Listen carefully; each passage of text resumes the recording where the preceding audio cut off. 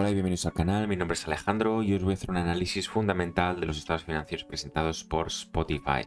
¿Y qué es Spotify? Pues Spotify es esta web que tenemos aquí, también tiene la aplicación. En esta web pues tú puedes escuchar música, es decir, ofrece servicios multimedia y tiene dos formas de monetizar este servicio. Por un lado tiene la cuenta gratis que gana o genera ingresos a través de la publicidad, y luego tiene la cuenta premium que, como podéis ver aquí, tiene 3 meses gratis y luego son 10 euros al mes.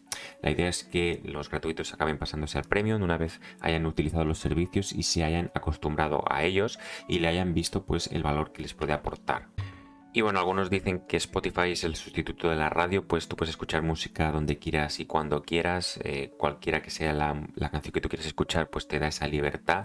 Además tienes podcasts que cada vez tienen más relevancia dentro de esta empresa y en el mercado en general, y por lo tanto Spotify es una empresa que está muy bien posicionada en este ámbito. Y actualmente Spotify cotiza a unos $112 la acción, es una empresa de la que se tiene muchas expectativas de crecimiento, se esperan grandes crecimientos de ventas y por lo tanto es una empresa catalogada como growth. De hecho, creo que desde que cotiza a bolsa, pues este año 2022 se espera por primera vez que tenga beneficios, en concreto de unos 20 millones, pero fijaros el PER proyectado que tiene a 2022 de 3.227 veces. Además tiene una capitalización bursátil de unos 21.700 millones de dólares.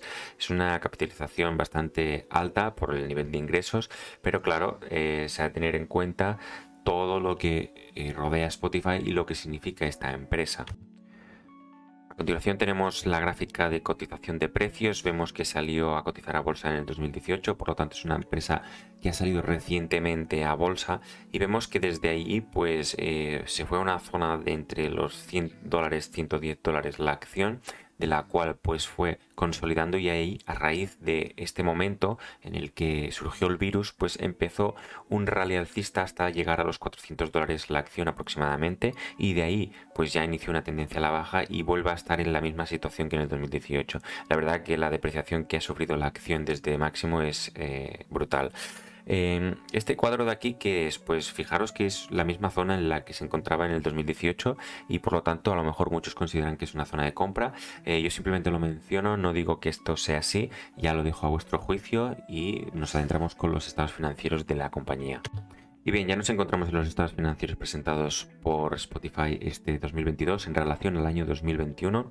Primero de todo vamos a empezar por la cuenta de resultados y nos vamos a fijar en el crecimiento de las ventas. Vemos que entre el 2020 y 2019 la empresa creció un 16,5% y entre el 2021 y el 2020 la empresa creció un 22,69%. La verdad que son crecimientos muy sólidos y se tendría que considerar y ver que se pudieran mantener a lo largo del tiempo. Es decir, esperemos que esta proyección que teníamos y hemos visto en Market Screener en 2022 sean de 11.000 millones.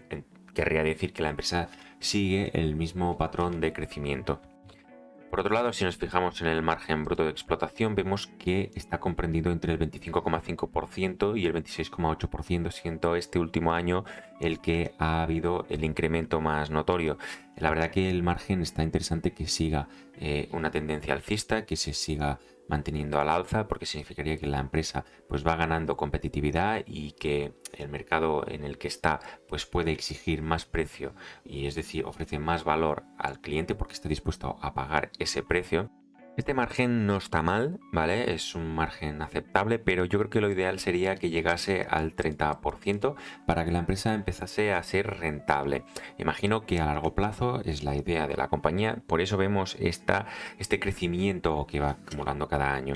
Tened en cuenta que la empresa viene de caer durante 2 sesiones casi un 18%. Esto viene dado del efecto contagio que ha sufrido esta empresa y muchas otras a raíz de los malos datos presentados por Netflix. Y es que Netflix ha perdido 200.000 abonados y espera perder unos 2 millones en el siguiente trimestre. Pero este segundo trimestre va a haber un incremento de precios de sus servicios que ya se había mencionado anteriormente, y por lo tanto esa subida de precios es la que va a causar esa disminución de abonados. Por lo tanto, a tener en cuenta que si la empresa quiere subir precios, a lo mejor se encuentra en la misma situación. Pero es que además Spotify tiene un factor añadido a lo que tiene Netflix. Spotify ofrece un servicio gratuito y luego mucha gente decide optar por el premium. ¿Qué pasa? Que son gente que ha venido a lo gratis y después pues ha visto que merecía la pena pagar y ha pagado. A lo mejor es gente reacia a una subida de precios y a lo mejor el efecto de salida es mucho mayor que el que ha sufrido Netflix. Bien, si continuamos nos fijamos que los gastos de I+D son un 9,43% las ventas, el año 2020 fueron un 10,62%, en conclusión vemos que es un rango fijo entre el 9 y el 10% y es un rango algo elevado, la verdad. Tened en cuenta que este gasto de I+D la empresa no lo activa, es decir, no lo lleva al balance, y esto lo podríamos ver en el estado de flujos de efectivo y lo veremos a continuación. Vemos que su CAPEX es muy bajo, por lo tanto la mayoría de las inversiones que realiza la empresa en cuanto a plataforma, desarrollo y todo este tipo de gastos que muchas otras compañías lo activan en balance, siendo estos pues un activo importante o estratégico para la compañía, pues la empresa lo lleva a gasto, y por lo tanto esto pues tiene una ventaja y una desventaja. La desventaja es que al llevarlo a gasto nos damos cuenta de que la empresa pues no va a ofrecer y mostrar los beneficios que realmente ha tenido la compañía. Pero por otro lado vemos que la empresa tampoco tiene tantos gastos de amortización. En cuanto a los gastos fijos, vemos que estos se mantienen bastante estables, no hay grandes variaciones, y esto es muy interesante desde el punto de vista de que la empresa pues va incrementando sus ventas, va manteniendo márgenes, y por lo tanto si los gastos fijos no se incrementan va a significar que la empresa vaya a tener mayor beneficio.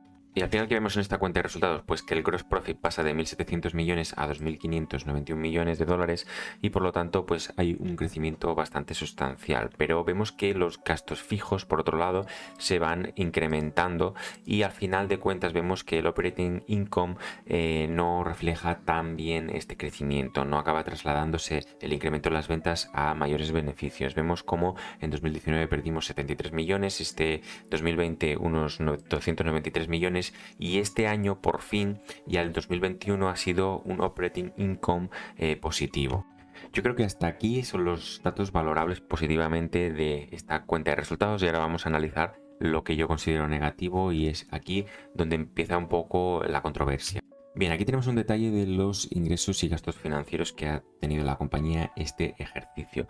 Primero de todo, que estos 246 millones, la gran mayoría, se van a excluir del estado de flujos de efectivo porque no han sido o supuesto un ingreso monetario en la compañía, es decir, no ha entrado efectivo. La mayoría de estos ingresos han sido revalorizaciones que han provocado pues que la empresa haya tenido un beneficio financiero, pero realmente no ha supuesto una entrada monetaria. Por lo tanto, ya empieza a distorsionar un poco el beneficio neto de la compañía a través de estos ajustes. Algo similar al resultado financiero pasa con los impuestos. Fijémonos que la empresa paga unos 283 millones de dólares en cuanto a tasa impositiva, y vemos que apenas el beneficio antes de impuestos es de 249 millones. Realmente lo que ha pasado es que ha habido un reconocimiento de unos pasivos por impuestos diferidos de unos 239 millones aproximadamente, y por lo tanto, ¿qué pasa? Que esto en el estado de flujos de efectivo tampoco va a suponer una salida monetaria en este ejercicio, sí que va a ser un gasto. De hecho, por eso aquí sale restando, es decir, sale una tasa de impuestos más elevada, pero ya se pagará en otros ejercicios, porque al final de cuentas ha sido a causa de algunas revalorizaciones y unos ajustes contables. Y al final, ¿qué tenemos? Que la empresa pues ha tenido una pérdida de 34 millones de dólares, lo que es algo ambiguo después de lo que hemos visto, que realmente pues no han supuesto entradas ni salidas de efectivo, han sido ajustes contables pues que han alterado totalmente el beneficio de la compañía. Si continuamos, nos damos cuenta de que el beneficio o pérdida por acción es de 18 centavos la acción, pero es que si lo vemos en diluido pasa a ser de 1,03 dólares la acción. ¿Qué pasa? Que aparte de tener dilución, vemos que aún perdemos más. ¿Y qué es lo que sucede? Pues que han surgido gastos de esa dilución, y ahora lo vamos a ver a continuación. Y es que a raíz de estos gastos de aquí, pues la empresa pasa a perder 199 millones de dólares, y la empresa pues tiene una pérdida por acción de 1,09 dólares la acción diluidos. Esto pues al final de cuentas también son como ajustes contables, pero la verdad es que no gustan. Como puede ser que haya dilución y que encima, una vez diluidos, perdamos más. Y ya en el Comprehensive Income vemos como las pérdidas pasan de 34 millones a 953 millones. Pero ¿qué ha pasado aquí? Aquí es que ha habido un cambio del valor razonable de las inversiones a largo plazo. ¿Y qué ha pasado? Pues que las inversiones que tiene la empresa, que la empresa posee un 10% de Tencent Music Entertainment Group, pues se han depreciado, y lo que ha generado o causado una pérdida de 981 millones también contablemente, no es algo que haya sucedido al momento. Si la empresa vendiese ahora, pues a lo mejor podría contabilizar estos 900 millones, pero es que vemos que el año anterior pues eran unas ganancias de 615 millones, el año anterior fueron 117 millones. Al fin y al cabo la empresa está pues un poco a la merced de lo que sucede en el mercado con esta inversión, porque está a valor razonable, cotiza en bolsa y por lo tanto cualquier apreciación o depreciación al fin del ejercicio pues se ha de contabilizar pues como una ganancia o una pérdida. Esta ganancia en concreto, en esta pérdida en concreto, irá contra patrimonio neto, porque todo lo que sucede aquí pues va contra patrimonio neto, son un ajuste. Y de la cuenta de resultados nos vamos al estado de flujos de efectivo. Lo primero de todo vamos a ver qué es lo que ha sucedido con la compañía este ejercicio a nivel de caja. Vemos que la empresa ha generado unos 361 millones de dólares fruto de su actividad, de los cuales ha invertido unos 187 millones y ha recibido de flujo de financiación, es decir, se ha financiado con 1.250 millones de dólares, lo que ha provocado un saldo o variación de la caja positivo de 1.424 millones de dólares. Por lo tanto, la empresa atesora este extra de efectivo, lo que le lleva que a final del ejercicio tenga unos 2.744 millones de dólares. ¿Y qué ha pasado aquí en este flujo de actividades? Pues vemos cómo hemos pasado de tener 34 millones de dólares en pérdidas a generar unos 361 millones de dólares. Ahora explicaremos qué es lo que hay aquí dentro y veremos un poquito qué es lo que ha sucedido. De inicio ya vemos cómo hay una gran diferencia y esto ya nos da indicio de que ha habido muchos ajustes contables pues que no acaban reflejando o que interpretense como manipulación o como casualidad, pero el caso es que ha distorsionado realmente el beneficio de la compañía para lo que nosotros lleguemos aquí y haya esta diferencia, pues algo ha pasado. En cuanto a gastos de amortización y depreciación, vemos que la empresa deprecia unos 94 millones de dólares en cuanto a leasings, vemos que amortiza unos 33 millones de dólares en cuanto a activos intangibles. Esto lo vemos repetido año tras año, va creciendo. Y si lo comparamos un poquito con la adquisición de planta propia de equipo, pues van un poco a la par. Tampoco es que nos tengamos que hacer mucho caso, porque ya hemos mencionado en la cuenta de resultados que la empresa mayormente lleva toda su inversión a gastos de I+D y por lo tanto pues acaba distorsionando un poquito el beneficio, dado que muchas otras empresas activarían y lo llevarían aquí toda esa inversión y lo que harían es amortizarlo, es decir, llevar el gasto a otros ejercicios, periodificarlo de manera que el beneficio fuese mayor en el mismo ejercicio y en los siguientes. Lo siguiente que vemos es que la empresa remunera con acciones a sus empleados. Este gasto ha ido en crecimiento año tras año, pero vemos que lo excluimos del estado de flujos de efectivo porque al fin y al cabo es un gasto que no ha supuesto una salida monetaria, es decir, no han salido 223 millones de nuestra caja, simplemente es un gasto reconocido que una vez se ejecute se les entregarán las acciones a los empleados y esto va a suponernos a nosotros pues una dilución o bien una salida monetaria si la empresa decide recomprar acciones para entregárselas a sus empleados y así evitar un poquito esta dilución. Por lo tanto, a tener en cuenta este gasto de aquí, que no ha supuesto una salida monetaria real. En cuanto a ingreso financiero y gastos de impuestos, vemos que ambos se han excluido del estado de flujos de efectivo casi en su totalidad.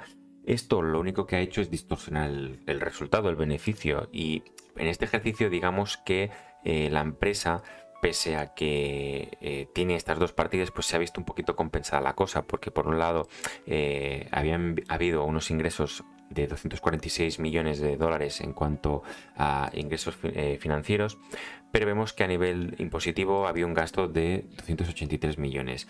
Ambos ni se han ingresado ni se han pagado, es decir, ni se han cobrado ni se han pagado y por lo tanto no han supuesto una entrada o salida monetaria dentro del flujo de actividades. Por lo tanto, acaban, lo dicho, siendo ajustes contables. En cuanto a working capital, vemos que este año la empresa se ve un poco perjudicada, ve que tiene que financiar más clientes de lo que se financia con proveedores, pero vemos que la dinámica de los ejercicios anteriores era totalmente opuesta. Vemos que en el 2019 y el 2020 pues la empresa se financió más con proveedores de lo que ella financió a clientes y por lo tanto en este aspecto, en este sentido, pues este empeoramiento de este último ejercicio pues no es tan malo viendo los últimos anteriores, pero al final de cuentas nos damos cuenta de que la empresa ha generado unos 361 millones de dólares fruto de su actividad y que ha habido un incremento respecto al año anterior bastante notorio. Vemos que la empresa compra otras compañías y por lo tanto las consolida en su balance. Por lo tanto, ese crecimiento que hemos visto de las ventas del 20%, un pequeño tanto por ciento muy probablemente se deba a que ha consolidado estas nuevas sociedades. Vemos que las compras tampoco son muy grandes, por lo tanto tampoco creo que aporten tanto a nivel de ventas ahora a corto plazo, pero a lo mejor a largo plazo se acaban viendo los resultados o beneficios de estas adquisiciones. Por otro lado, vemos que la compañía pues juega con sus inversiones a corto plazo para obtener unos rendimientos, va comprando maturities y otras inversiones a corto plazo y por lo tanto pues es interesante que si la empresa tiene liquidez, que ya veremos que sí, que es una empresa con un alto tanto por ciento de cash en relación al activo total, y es que pues es interesante que la empresa busque formas de obtener rentabilidades. Por otro lado, vemos cómo pues, la empresa pues, se ha deshecho de una posición a largo plazo y que al final de cuentas, después de todo, vemos que la empresa ha invertido unos 187 millones de dólares. Este saldo de aquí pues, va variando, no es algo estable a lo largo de los ejercicios, pues en mayor parte va a ir un poco vinculado a si la empresa tiene o encuentra oportunidades de inversión en el mercado. En cuanto a flujos de financiación, vemos que la empresa paga sus leasing, recompra 89 millones de dólares y que ejecuta sus stock option para entregar a sus empleados. Vemos que este ejercicio, el saldo más importante es esta deuda senior convertible que ha causado un ingreso de 1.223 millones de dólares. Por lo tanto, la empresa se ha financiado con deuda convertible, que supone esto pues que cuando llegue a su vencimiento pagará los intereses, pero nunca habrá una salida monetaria, sino que estos intereses se van a sumar a la deuda y esta se va a convertir en capital. Por lo tanto, va a diluir al inversor. Bien, ya estamos en el balance de situación y lo primero de todo que vamos a analizar es la posición de liquidez que tiene la compañía.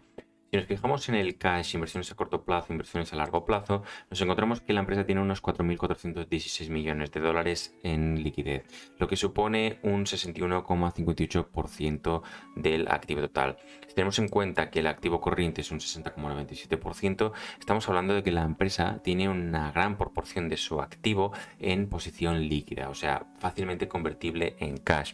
Y es que como hemos comentado en la cuenta de resultados y en el estado de flujos de efectivo, la empresa apenas activa pues inversiones en intangibles, lo manda todo a gastos de I+D y por lo tanto nos encontramos con que la empresa pues aquí no acumula grandes saldos. Si tenemos goodwill que la empresa pues va acumulando a raíz de las adquisiciones que va haciendo, y si lo comparamos con el patrimonio neto nos encontramos que esta partida de aquí supone un 42,18% del patrimonio neto.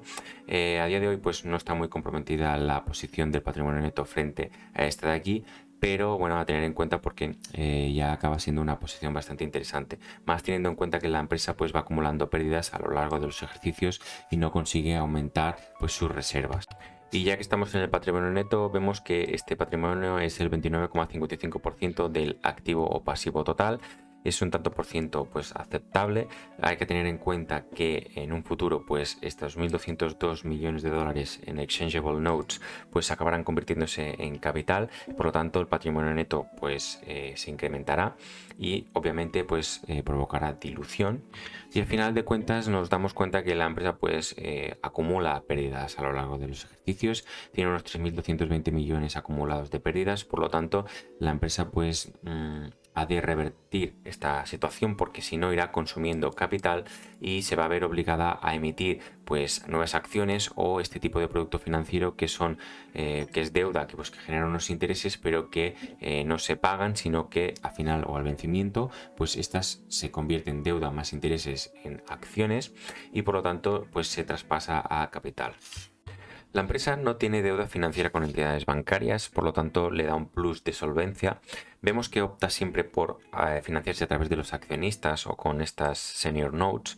Y por lo tanto la empresa en este sentido es bastante solvente. Ya hemos visto que un 61% de su activo es cash o fácilmente convertible en cash. Por lo tanto es una empresa que goza de una posición de liquidez muy alta y que a saber qué es lo que va a hacer con ella. Es decir, ¿por qué tiene esta posición así de liquidez tan elevada?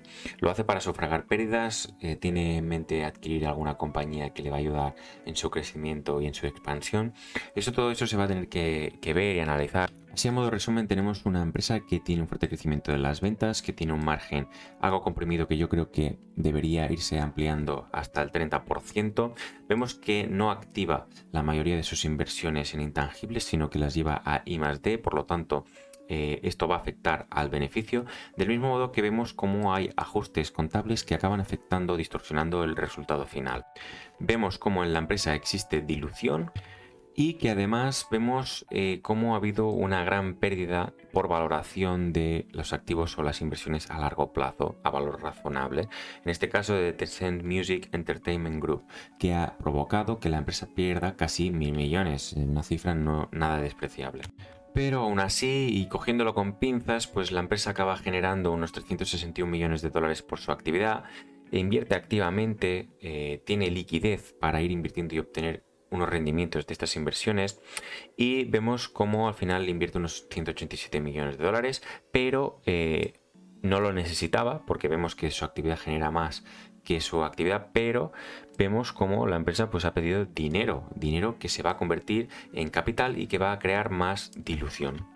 Vemos una empresa con una gran posición de liquidez, estaremos a la expectativa de qué es lo que quiere realizar la empresa con este dinero, si simplemente lo tiene para sufragar pérdidas futuras y seguir creciendo y ganando cuota de mercado, o bien lo que quiere es adquirir otra compañía y tener pues un fondo, un pulmón financiero bastante potente pues para poder sufragar esa compra. Lo que está claro es que la dilución está asegurada, que tiene pérdidas acumuladas a lo largo de sus ejercicios, y que tiene que encontrar la forma o la vía para obtener beneficios. Esto, pues a mi modo de ver, muy probablemente se consiga pues incrementando precios.